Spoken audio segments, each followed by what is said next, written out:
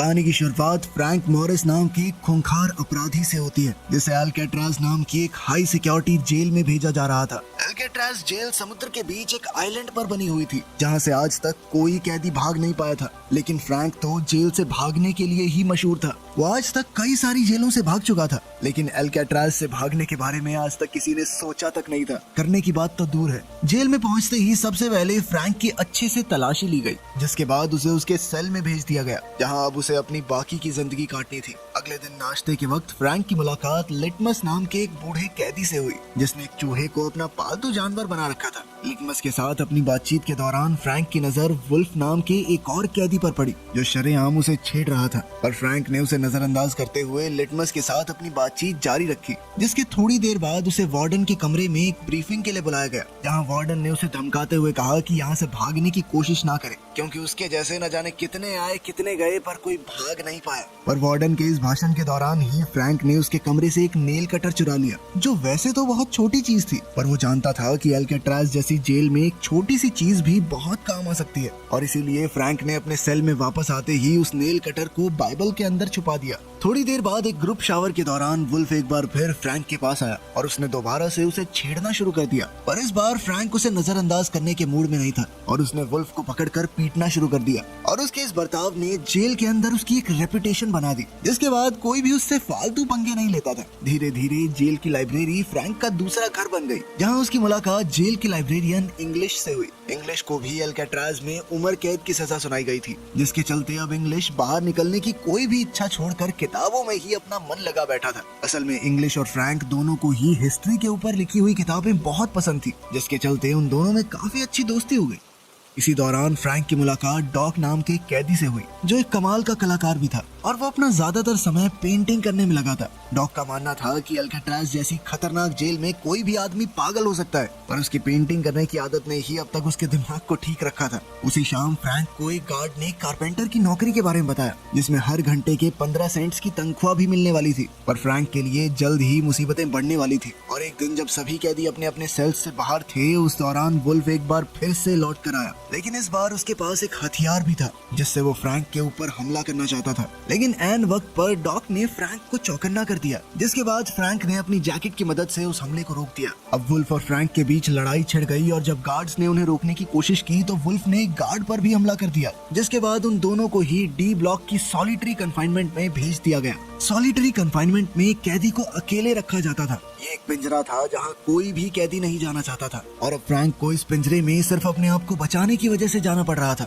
इस बात से उसे बहुत गुस्सा आ रहा था। 2 हफ्ते तक उसी पिंजरे में रहने के बाद जब फ्रैंक को आजाद किया गया, तो लिटमस ने अपने चूहे के जरिए फ्रैंक को खुश करने के लिए एक वेलकम नोट भेजा। वापस आने के बाद फ्रैंक की अपने पड़ोसी चार्ली से भी दोस्ती हो गई, जो वहाँ एक बहुत बड़ी चोरी की सजा काट रहा था, और उसने फ्रैंक को बताया कि उसे बॉर्डर क्रॉस करके भागने का बहुत ज्यादा दुख था, क्योंकि उसकी इसी गलती ने उसके जुर्म को और बड़ा बना दिया। अगले दिन वार्डन ने बिना किसी को बताए जेल का दौरा करने का फैसला किया, जिस दौरान उसे कैदी के सेल में अपनी तस्वीर दिखाई दी, जो पहले तो उसे बहुत पसंद आई, पर अगले ही सेकंड उसने जेल से डॉक की बनाई हुई सभी पेंटिंग्स को बाहर निकालने का आदेश दिया। और उसके इस फैसले ने डॉक को अंदर से पूरी तरह तोड़ दिया, क्योंकि डॉक सिर्फ अपनी पेंटिंग्स के सहारे ही जिंदा था। वो अपनी बनाई हर एक पेंटिंग से बहुत प्यार करता था। फ्रैंक ने डॉक को लाख बार समझाने की कोशिश की कि कोई बात नहीं भाई, पेंटिंग ही तो थी, अब जीना तो है ना यहाँ पे। लेकिन डॉक इस सदमे से बाहर नहीं आ पा रहा था, और एक दिन शिफ्ट के दौरान डॉक की 3 उंगलियां कट गई, जो कि उसकी वार्डन के खिलाफ एक तरह की बगावत थी। ऐसा होते ही गार्ड्स ने तुरंत ही डॉक्टर्स को बुलाने के लिए मैसेज भेजा, और वहीं दूसरी तरफ फ्रैंक चुपचाप खड़ा होकर सिर्फ डॉक को देख रहा था। उसी रात जब फ्रैंक अपने सेल में बैठा हुआ था, तो उसकी नजर वेंट से निकल रहे एक कॉकरोच पर पड़ी, जिसे देखकर फ्रैंक को एहसास हुआ कि शायद ये वेंट बाहर निकलने वाले किसी दरवाजे का रास्ता हो। तभी इंग्लिश ने उसे बताया कि असल में वार्डन ने डॉक की सभी पेंटिंग्स इसलिए बाहर निकलवाई थी क्योंकि उसे अपनी तस्वीर पसंद नहीं आई। अगली बार खाना खाते वक्त फ्रैंक की मुलाकात जॉन और क्लेरेंस नाम के 2 भाइयों से हुई, जिन्होंने उसे एक पिछली जेल की मुलाकात से पहचान लिया था। और अब अपनी बातचीत के दौरान वो लोग अल्काट्राज के बारे में बात कर रहे थे कि कैसे इस जेल से भागना नामुमकिन था, क्योंकि जेल चारों तरफ से पानी से जो घिरी हुई है, और अब उनके मुताबिक उन्हें अपनी पूरी जिंदगी यहीं बितानी पड़ेगी। पर उनकी इस बातचीत ने फ्रैंक के दिमाग में एक नए आइडिया का बीज बो दिया, और अब फ्रैंक इतिहास बनाना चाहता था। वो इस जेल से भागने वाला पहला इंसान बनना चाहता था। उसी रात फ्रैंक ने वार्डन के कमरे से चुराए हुए नेल कटर की मदद से अपने कमरे की ग्रिल के आसपास मौजूद सीमेंट को खुरेदना शुरू कर दिया। और जैसे ही उसे गार्ड्स के पैरों की आवाज आती तो वो उस नेल कटर को बाइबल में छुपाकर उसे पढ़ने का नाटक करने लग जाता ताकि किसी को भी उस पर शक न हो। समय के साथ उसकी मेहनत रंग भी लाने लगी और धीरे धीरे ग्रिल के आसपास की सीमेंट कमजोर पड़ने लगी। उधर मुलाकात के समय जब इंग्लिश और चार्ली अपने परिवार वालों से मिलने के लिए गए तो इंग्लिश अपनी बेटी से बात करने में काफी हिचकिचा रहा था क्योंकि उसकी बेटी उसकी गैर मौजूदगी में काफी बड़ी हो चुकी थी और इंग्लिश को अपनी बेटी का बचपन ना देख पाने का बहुत ज्यादा अफसोस था। इधर अपनी बीवी से मुलाकात के वक्त चार्ली को अपनी बूढ़ी माँ की बिगड़ती हुई तबीयत के बारे में पता चला और डॉक्टर के मुताबिक चार्ली की माँ के पास अब सिर्फ कुछ महीने ही बचे हुए थे और इसी चीज ने चार्ली के मन में अल्काट्राज से भागने की इच्छा पैदा की। अगली सुबह नाश्ते के दौरान फ्रैंक ने जॉन और चार्ली के सामने अपना जेल से भागने का प्लान रखा। फ्रैंक के मुताबिक खारे पानी और हवा ने जेल की इमारत को काफी कमजोर कर दिया था जिसके चलते वो लोग सीमेंट को कुरेद कर वेंटिलेशन ग्रिल्स को निकाल सकते हैं जिसके बाद वो उन्हीं ग्रिल्स से होते हुए पाइपलाइंस तक पहुंचकर वहां से भाग जाएंगे। पर बात अभी भी वहीं अटकी हुई थी कि जेल से तो निकल जाएंगे, समुद्र पार कैसे करेंगे। इस पर फ्रैंक ने कहा कि क्लेरेंस जेल के कपड़ों के डिपार्टमेंट में काम करता है तो वो वहाँ से एक एक करके कभी रेन कोट और थोड़ी बहुत रबड़ सीमेंट चुरा सकता है। इस सब की मदद से मुझे लाइफ बोट और लाइफ जैकेट बनानी आती है, भरोसा करो मेरे ऊपर। फ्रैंक का प्लान सभी को काफी पसंद आया और उन सभी ने एक साथ मिलकर इस प्लान पर काम करने का फैसला किया। उस रात फ्रैंक हर रोज की तरह अपने सेल में सीमेंट को निकालने में लगा हुआ था और इस बार चार्ली भी उसके साथ था जो अपने सेल से बाहर नजर रखे हुए था ताकि किसी गार्ड को उनके प्लान के बारे में पता न चले। इधर फ्रैंक का काम तो हो रहा था पर नेल कटर छोटा होने की वजह से उसको चलाने में बहुत ज्यादा समय लग रहा था और मेहनत भी बहुत ज्यादा हो रही थी। नेल कटर ज्यादा तीखा भी नहीं था तो जोर ज्यादा लगाना पड़ रहा था। इसी वजह से फ्रैंक के हाथ पर काफी चोटें भी लग गई थी जो अब उसे काफी परेशान कर रही थी। इसीलिए अगली सुबह उसने सभी को इस परेशानी के बारे में बताया और अब उनके मुताबिक उन्हें एक बड़े और ज्यादा ताकतवर हथियार की जरूरत थी। पर तभी फ्रैंक की नजर अपनी चम्मच पर पड़ी और उसने तुरंत ही अपनी चम्मच को जूते पर घिसकर गंदा कर दिया जिसके बाद उसने गार्ड को बुलाकर चम्मच गंदी होने की शिकायत की। बाकी लोगों ने भी उसका साथ देते हुए गार्ड से चम्मच बदलने की रिक्वेस्ट की। गार्ड को भी इसमें कोई गलत चीज नहीं लगी और उसने बड़ी आसानी से उनको चम्मच बदलने के लिए हामी भर दी। पर जैसे ही वो लोग चम्मच बदलने के लिए फ्रंट डेस्क पर गए तो जॉन ने वहाँ मौजूद गार्ड को अपनी बातों में उलझा लिया जिसका फायदा उठाकर फ्रैंक ने एक एक्स्ट्रा चम्मच अपनी जेब में डाल ली। पर उसके लिए इतना काफी नहीं था और इसीलिए उसने लिटमस से अपने हिस्से के 20 दिन की मिठाई के बदले में बाकी सामान इकट्ठा किया जिसके बाद फ्रैंक ने चम्मच पिघलाकर नेल कटर और सिक्के के साथ जोड़कर एक नया औजार बनाया जो नेल कटर से काफी ज्यादा कारगर साबित हुआ। उसी रात जब फ्रैंक तेजी से सीमेंट को कुरेदने में लगा हुआ था तभी एक गार्ड वहां आया जिस पर चार्ली की नजर नहीं पड़ी। पर खुशकिस्मती से एन वक्त पर इंग्लिश ने बीच में आकर उस गार्ड का ध्यान भटका दिया जिससे चार्ली को जेल बार्स पर जोर से मुक्का मारकर फ्रैंक को चौकन्ना करने का मौका मिल गया। इशारा मिलते ही फ्रैंक ने तुरंत ही सारा सामान छुपा दिया। वो लोग इस बार तो बच गए पर अब फ्रैंक समझ चुका था कि वो चार्ली पर पूरी तरह भरोसा नहीं कर सकता। अगले कुछ दिनों में फ्रैंक समझ गया था कि उन ग्रिल्स के अंदर पेंच भी कसे गए हैं जिन्हें खोलने के लिए उन्हें एक नया औजार चाहिए था। इस दौरान जब भी फ्रैंक को बाहर जाने का मौका मिलता तो वो ग्रिल से निकली हुई सीमेंट को चुपचाप बाहर गिरा देता। कारपेंटर शॉप पर काम करते हुए फ्रैंक ने चोरी छिपे एक छोटा सा औजार तैयार किया पर उसे दुकान से बाहर निकालने के लिए फ्रैंक को उसे मेटल डिटेक्टर से बचाकर निकालना था और इसके लिए उसने एक लोहे का सड़ा हुआ टुकड़ा अपने हाथ में रख लिया और जब मेटल डिटेक्टर का अलार्म बजा तो फ्रैंक ने गार्ड के हाथ में वही सड़ा हुआ टुकड़ा पकड़ा दिया जबकि उसका असली औजार उसके जूतों में था। अपने सेल में पहुंचते ही उसने उस औजार की मदद से ग्रिल को खोल दिया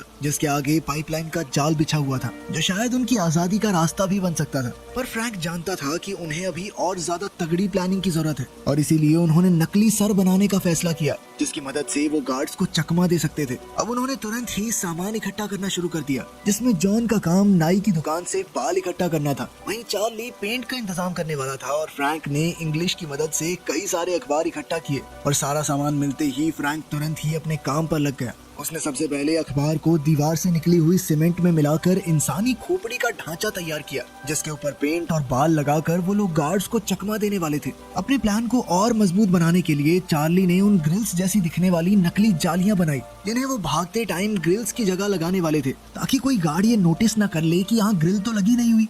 एक रात फ्रैंक ने अकेले ही ऊपर जाने का फैसला किया जिसके लिए उसने उस नकली खोपड़ी और नकली ग्रिल का इस्तेमाल किया। पर पाइपलाइन से ऊपर पहुंचने के बाद फ्रैंक को एक लोहे का दरवाजा दिखाई दिया जिस तक वो अकेला नहीं पहुंच सकता था और ठीक उसी वक्त एक गार्ड सभी सेल्स का राउंड मार रहा था और जब वो फ्रैंक के सेल के पास पहुंचा तो उसे शक तो हुआ, पर इसके बावजूद भी वो लोग किसी तरह से बच गए। लेकिन अब उन्हें समझ आ गया था कि उनके प्लान में कुछ बदलाव की जरूरत है। अगली सुबह फ्रैंक और चार्ली ने पिछली रात हुए हादसे के बारे में बात की, पर तब तक जॉन और क्लेरेंस ने भी अपनी अपनी नकली खोपड़ी बना ली थी, जिसके बाद सभी ने इसी प्लान के साथ आगे बढ़ने का फैसला किया। उसी रात जॉन और चार्ली एक बार फिर से उसी लोहे के दरवाजे के पास गए और एक दूसरे की मदद से वो लोग दरवाजे तक पहुंच गए, जिसे पकड़ते ही उन्हें एहसास हुआ कि वो लोग इस दरवाजे को काट सकते थे और इसके लिए उन्हें काफी एडवांस टूल्स की जरूरत थी।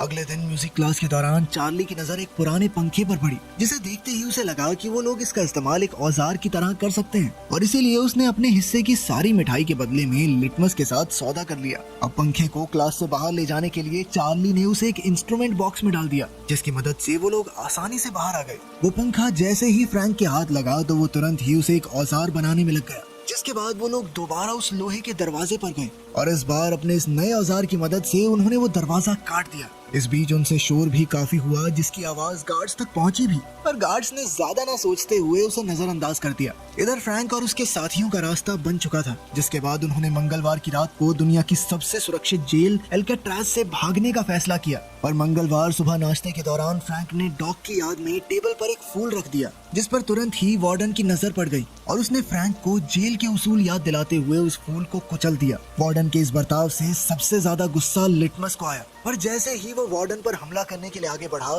तो उसी वक्त अचानक उसे हार्ट अटैक आ गया और वो नीचे गिर पड़ा।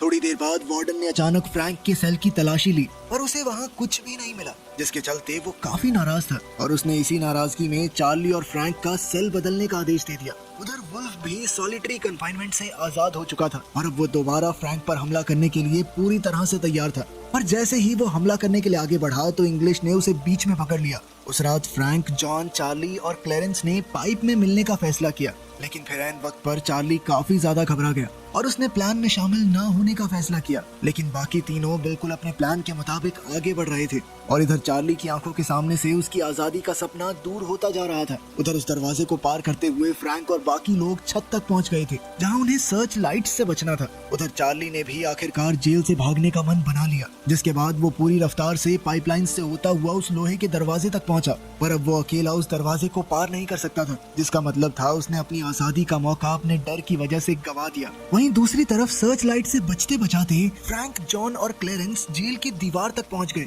उन्होंने देखा कि कहीं आसपास कोई है तो नहीं और फिर वो चुपचाप दीवार को पार करके जेल से बाहर आ गए। अब वो तीनों कैदी एक रोड को पार करते हुए समुद्र के किनारे तक पहुंच गए थे। वो अच्छे से जानते थे कि किसको क्या करना है और तीनों शांति और तेजी से अपना काम कर रहे थे। उन्होंने जल्दी जल्दी नाव के अंदर हवा भरनी शुरू कर दी, जिसे मुंह से फुलाना बहुत मुश्किल काम था, लेकिन फिर भी अपनी जान बचाने के लिए उन तीनों ने ये कर दिखाया। और अब वो लोग अल्काट्राज की सरहद से हमेशा हमेशा के लिए दूर जाने के लिए समुद्र में उतर गए।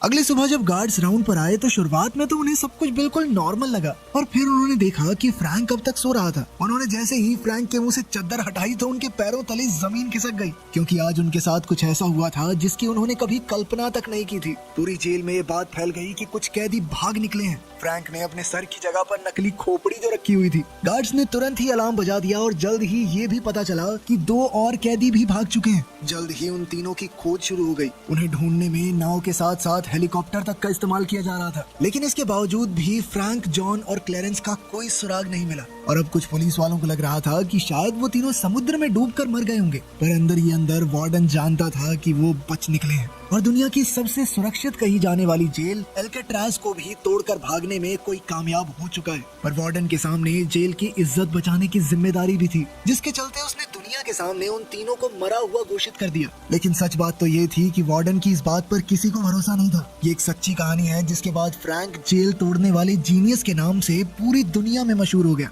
1 साल तक गुप्त तरीके से सर्च ऑपरेशन भी चलाया गया, लेकिन कभी कोई बॉडीज नहीं मिली, जिसका मतलब ये था कि वो बचकर भागने में कामयाब हो गए थे। वीडियो पसंद आई तो लाइक कर देना, चैनल को सब्सक्राइब कर लेना। मिलते हैं अगली वीडियो में।